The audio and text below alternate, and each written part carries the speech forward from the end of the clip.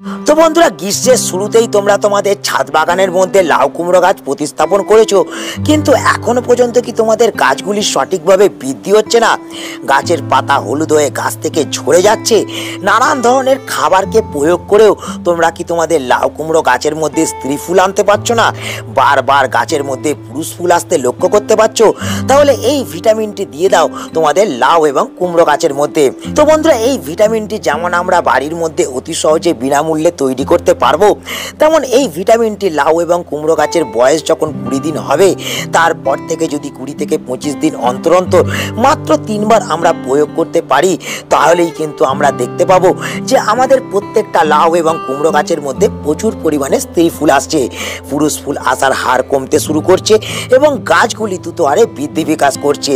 এই দ্রবণটি বন্ধুরা একটি জৈব দ্রবণ, কিন্তু এই দ্রবণটি এতই শক্তিশালী, এই দ্রবণটি প্রয়োগ করলে আমাদের লাউ এবং কুমড়ো গাছের মধ্যে ফলনকে আমরা দ্বিগুণ করতে পারবো। তো কি এই ঘরোয়া ভিটামিন, কিভাবে এই ভিটামিনটাকে আমরা বাড়ির মধ্যে তৈরি করতে পারবো, কিভাবে গাছের মধ্যে প্রয়োগ করব, সেটা জানতে হতে গেলে ভিডিওটা সম্পূর্ণ তোমাদের দেখতে হবে এবং আজকের টিপসগুলো কিন্তু অবশ্যই তোমাদের লাউ এবং কুমড়ো গাছের মধ্যে অ্যাপ্লাই করতে হবে। তবেই যেমন আমরা লাউ কুমড়ো গাছকে দ্রুত হারে বৃদ্ধি বিকাশ করতে পারবো, তেমন প্রত্যেকটা গাছ থেকে আমরা কিন্তু দ্বিগুণ হারে ফলনকে পেতে পারবো। তো সকলকে বলবো ভিডিও শুরুতে একটা লাইক করে দাও এবং যারা এখনো পর্যন্ত চ্যানেলটাকে সাবস্ক্রাইব করে রাখুনি তারা অবশ্যই কিন্তু কার্তিক হর্টিকালচারকে সাবস্ক্রাইব করে রাখো। বন্ধুরা, এই সময় আমাদের লাউ এবং কুমড়ো গাছকে দ্রুত হারে বৃদ্ধি করতে গেলে, প্রত্যেকটা লাউ এবং কুমড়ো গাছের ফলনকে আমাদের দ্বিগুণ করতে গেলে গাছের মধ্যে নানান ধরনের খাবারকে প্রয়োগ করার আগে আমাদের কিন্তু বিশেষ কয়েকটি পরিচর্যাকে আমাদের লাউ এবং কুমড়ো গাছের মধ্যে করে ফেলতে হবে। তবেই কিন্তু আমাদের প্রত্যেকটা লাউ কুমড়ো গাছ থেকে আমরা কিন্তু সঠিকভাবে এই সময় স্ত্রী ফুলকে আনতে পারবো। তো এই আগস্ট মাসের শুরুতেই আমাদের লাউ এবং কুমড়ো গাছের মধ্যে যে কাজটিকে আমাদের প্রথম করতে হবে, সেটা হলো আমাদের লাউ এবং কুমড়ো গাছের মধ্যে বয়স্ক পাতা বা হলুদ হয়ে যাওয়া পাতাগুলোকে আমাদের কিন্তু অবিলম্বে ছেঁটে ফেলতে হবে। কারণ এই ধরনের পাতাকে যদি আমরা রেখে দিই, তাহলে কিন্তু গাছের মধ্যে নানান ধরনের পোকামাকড়ের যেমন আক্রমণ হবে, তেমন এই পাতাগুলো পচে গিয়ে গাছের মধ্যে কিন্তু ফাঙ্গাস সৃষ্টি করবে এবং তার সঙ্গে সঙ্গে এই বয়স্ক পাতাকে রেখে দিলে আমাদের গাছের মধ্যে পর্যাপ্ত পরিমাণে পুষ্টি এই পাতাগুলো কিন্তু সংগ্রহ করতে থাকবে। তাই আমাদের গাছের মধ্যে সঠিক পুষ্টির যোগান দিতে হলে আমাদের প্রথমেই কিন্তু এই এফেক্টিভ পাতাগুলোকে আমাদের কিন্তু গাছ থেকে ছেঁটে ফেলতে হবে এবং তার সঙ্গে সঙ্গে এই যে বয়স্ক পাতাগুলো দেখছো, এই বয়স্ক পাতাগুলোকেও আমাদের গাছ থেকে কিন্তু কেটে দিতে হবে। তাহলে কিন্তু গাছ যেমন হালকা হয়ে যাবে এবং তার সঙ্গে সঙ্গে গাছের মধ্যে নানান ধরনের যে পোকামাকড়ের আক্রমণ হয়, সেই আক্রমণকে কিন্তু আমরা কমাতে পারবো এবং তার সঙ্গে সঙ্গে পর্যাপ্ত পরিমাণে পুষ্টি আমাদের কিন্তু ছোট ছোট কুমড়া গাছগুলো পেতে শুরু করবে। তার ফলে গাছ থেকে আমরা প্রচুর পরিমাণে কিন্তু স্ত্রী ফুল এবং ফলনকে পেতে পারবো। তো বন্ধুরা, এই তো ছিল আমাদের প্রথম একটা টিপস। এরপর চলো আমরা দেখে নিই আমাদের লাউ এবং কুমড়ো গাছের মধ্যে দ্বিতীয় যে পরিচর্যাটা করতে হবে, সেটা হলো এই সময় আমাদের প্রত্যেকটা লাউ এবং কুমড়ো গাছের মাটির মধ্যে আমাদের কিন্তু সঠিকভাবে জলকে প্রয়োগ করতে হবে।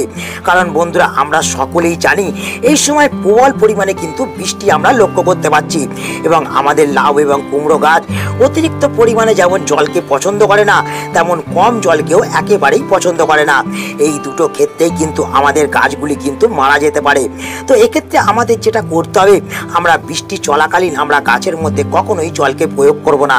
বৃষ্টি থেমে যাওয়ার পর মাটি যখন শুকিয়ে যাবে, তখনই কিন্তু আমরা আবার গিয়ে গাছের মধ্যে জল প্রয়োগ করব। এইভাবে যদি আমরা লাউ এবং কুমড়ো গাছের মধ্যে জল প্রয়োগ করতে পারি, তাহলে এই ভরা বর্ষাতেও আমরা কিন্তু আমাদের প্রত্যেকটা লাউ এবং কুমড়ো গাছকে দ্রুত হারে বৃদ্ধি বিকাশ করতে পারবো। এর পাশাপাশি আমাদের এই সময় আরেকটি যে গুরুত্বপূর্ণ কাজকে করতে হবে, সেটা হলো আমাদের লাউ এবং কুমড়ো গাছগুলিকে এইরকম কিন্তু সাপোর্ট দিতে হবে।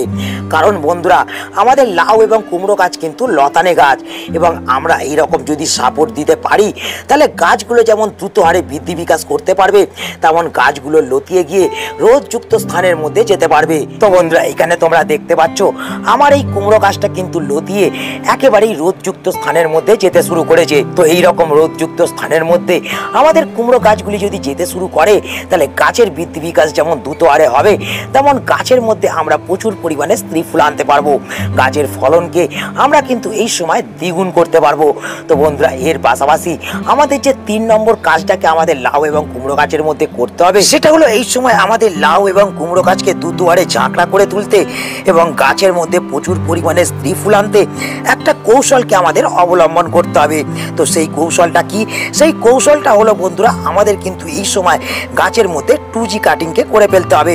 তো 2G কাটিং করতে গেলে আমাদের যেটা করতে হবে, এই যে ডগার অংশটা আমাদের কিন্তু কেটে দিতে হবে। তোমরা এখানে দেখতে পাচ্ছ আমি কিন্তু এই ডগার অংশটাকে কিন্তু কেটে ফেললাম। তো এই ডগার অংশটা কেটে ফেলার ফলে যেটা হবে, এই যে এই অংশটা থেকে আবার কিন্তু নতুন ব্রাঞ্চেস আসতে আমরা লক্ষ্য করতে পারবো এবং সেই ব্রাঞ্চ থেকে আমরা প্রচুর পরিমাণে কিন্তু স্ত্রী ফুল আনতে পারবো। তো বন্ধুরা, এক্ষেত্রে তোমরা সকলেই প্রশ্ন করতে পারো, এই টেকনিকটা আমরা কোন সময় আমাদের লাউ এবং কুমড়ো গাছের মধ্যে অ্যাপ্লাই করতে পারবো?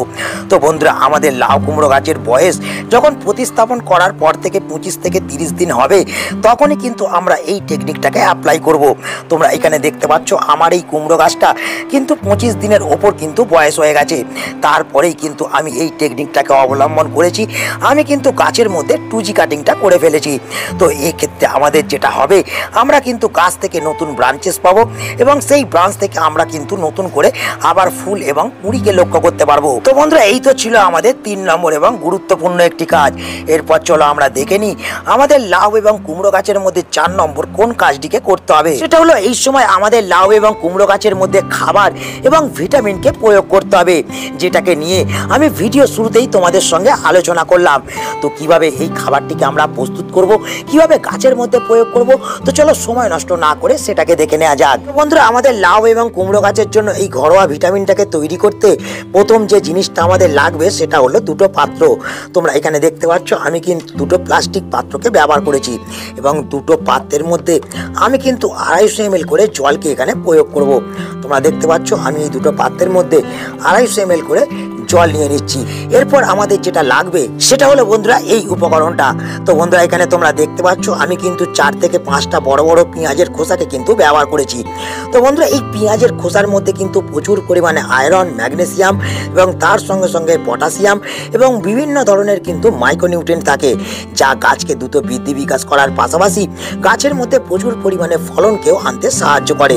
তো এই যে পেঁয়াজের খোসাগুলো তোমরা দেখতে পাচ্ছ, আমরা কিন্তু এই পেঁয়াজের খোসাগুলো একটা জলের মধ্যে কিন্তু সুন্দরভাবে প্রয়োগ করে দেবো এবং তার সঙ্গে সঙ্গে জলটাকে আমরা কিন্তু সুন্দরভাবে একটুখানি চেপে দেবো, যাতে এই পেঁয়াজের খোসাগুলো জলের মধ্যে ডুবে যেতে পারে।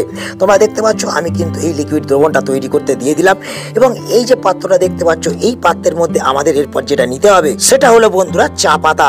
তো তোমরা এখানে দেখতে পাচ্ছ আমি কিন্তু 1 চামচ চা পাতাকে এখানে ব্যবহার করব এই জলটার মধ্যে। তো বন্ধুরা, যদি ফ্রেশ চা পাতা তোমরা ইউজ করো তাহলে 250 ml জলের জন্য তোমরা 1 চামচ ইউজ করবে। যদি ব্যবহার করা চা পাতাকে ব্যবহার করতে চাও এক্ষেত্রে, তাহলে কিন্তু তোমরা 2 চামচ চা পাতাকে এখানে ব্যবহার করবে, দিয়ে জলটাকে সুন্দরভাবে তোমরা কিন্তু নেড়ে দেবে এবং এই 2টো দ্রবণকে তোমাদের 4 থেকে 5 ঘন্টা কিন্তু একটা ছাওয়াযুক্ত জায়গার মধ্যে রেখে দিতে হবে। তারপরেই আমরা এর থেকে একটা সুন্দর ভিটামিনকে তৈরি করতে পারবো এবং গাছের মধ্যে আমরা প্রয়োগ করব। কিন্তু বন্ধুরা, এর পাশাপাশি এই উপকরণগুলোর সঙ্গে আমাদের আরও কিছু জিনিসকে অ্যাড করতে হবে। কিন্তু তার আগে চলো আমরা এই জিনিসগুলোকে 5 ঘন্টার জন্য রেখে দিই এবং তারপর আমরা দেখব এই 2টি উপকরণকে দিয়ে আমরা কত সুন্দর একটা ঘরোয়া ভিটামিনকে তৈরি করব। বন্ধুরা, আমরা ফিরে চলে এলাম 4 ঘন্টা পর এবং তোমরা দেখতে পাচ্ছ এই সুন্দর দ্রবণগুলি কিন্তু আমি প্রস্তুত করে ফেলেছি এবং 2টি দ্রবণের কালারও খুব সুন্দরভাবে তোমরা লক্ষ্য করতে পারছো। এরপর আমাদের যেটা করতে হবে, এই 2টো দ্রবণকে আমাদের কিন্তু একটা অন্য পাত্রের মধ্যে ছেঁকে ফেলতে হবে। এক্ষেত্রে আমরা যেটা করব, আমরা কিন্তু একটা পাত্র নিয়ে নেব এবং এই পাত্রের মধ্যে এই দ্রবণগুলো ছাঁকার জন্য আমি কিন্তু একটা ছাঁকনিকে ব্যবহার করব। তোমরা দেখতে পাচ্ছ আমি কিন্তু প্রথমে এই চা পাতা মিশ্রিত জলটাকে ছেঁকে ফেললাম এবং তার সঙ্গে সঙ্গে এই পেঁয়াজের খোসা ভেজানো জলটাকেও আমি কিন্তু ছেঁকে ফেলছি।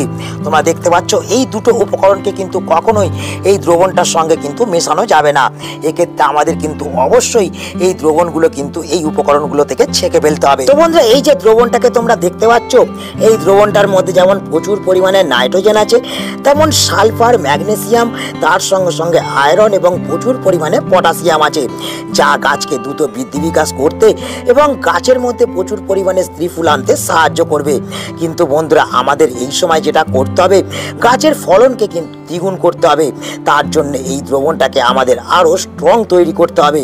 তার জন্য আমাদের এরপর এই দ্রবণটার সঙ্গে যেটা মেশাতে হবে সেটা হলো বন্ধুরা এটা।